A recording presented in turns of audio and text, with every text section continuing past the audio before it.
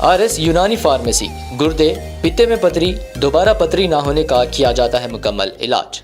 Fatty liver medicine भी दस्तियाब। Bahadurpura X road 9390610436 पर contact करें।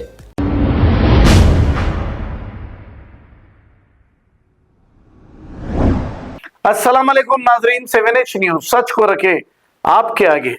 वक्फ अमेंडमेंट बिल के ताल्लुक से ऐसा बताया जा रहा है कि बीजेपी हुकूमत ये बिल लाकर मुसलमानों की सारी वक्फ प्रॉपर्टी छीन लेगी और मस्जिद, कब्रस्तान ये सारे इन्हीं के अंडर में आ जाएंगे। आइए सुनते हैं तफसीलात। ये एक नजरिया ऐसा है कि जैसा कि पूरे हौज में सिवाय पानी के दूध का खतरा भी नहीं मिलता, ये होते आ रहा है। और रही बात आज जिस मौजू के लिए हम बैठे हुए हैं, आज एक अमेंडमेंट बिल जो हुकूमत लाने वाली है, तो यहाँ हमको हमारे सरों पर खतरा तलवार नज़र आ रही है कि हमारे कब्रिस्तान चले जाएंगे, दरगाहें चले जाएंगे, मसाजिद पर अटैक होगा वगैरह वगैरह बहुत हो रहे हैं, और हमारी जायदाद का फैसला जो है ना दूसरी कौम करेंगी।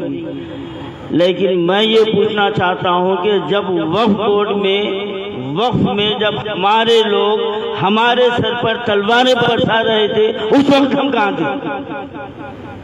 उस वक्त हम कहाँ थे? सैकड़ों एकड़ जमीनों का जो है ना धांधली की गई, सौदा किया गया, दलाली की गई,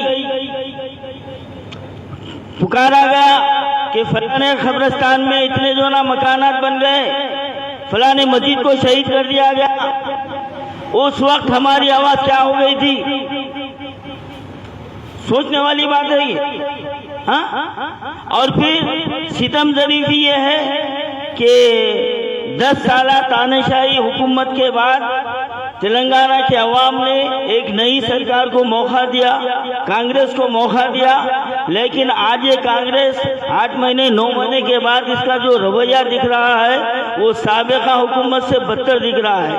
सितम ज़रीफ़ी ये है कि जो लैंड ग्राबर उस वक्त छुपे हुए थे, आज कांग्रेस के जो ना लीडरों के साथ फिर रही। वक्फ बोर्ड के चेयरमैन के साथ गुरबा जो यतीम बच्चों का इदारा था, उसके लिए आवाज कौन उठाए इसके अंदर बताइए मुझे। वो अनीसुल गुरबा को हुकूमत हड़प ली और दलाली करने वाला दलाली किया, लेकिन इसके लिए कोई आवाज नहीं उठाई। आज 7 मंजिला इमारत आज जो ना टिबलिस के हवाले कर दी गई 5 रुपए स्क्वायर फीट के हिसाब से। अरे खुद हमारे शहर में एक छोटी सी प्रॉपर्टी के लिए हम कुछ नहीं कर सके, और हम आगे जो ना क्या करने के बुलंदबान दावे कर रहे हैं, बताइए। तो इसका मतलब ये नहीं है कि अब नहीं करे, आगे भी नहीं करना, ऐसा नहीं। इसको सामने रखना हमारी ये कमजोरी हुई है। अब हम आगे ऐसे कमजोरियों को हम जाहिर नहीं करेंगे और इसके खिलाफ कमर बस्ता होकर हम मुकाबला करेंगे, इंशाअल्लाह करेंगे ना भाई? जरा बोलिए बावाज़ बुलंद, इंशाअल्लाह ताला।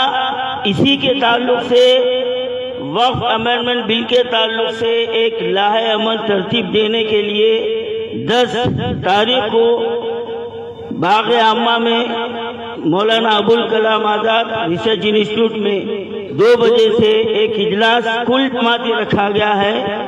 मुस्लिम United Federation, All India Sufi Ulama Council, तंजीम आवाज़ कमेटी और बहुत सारे तंजीमें हैं, वो तमाम की जानिब से रखा हुआ है।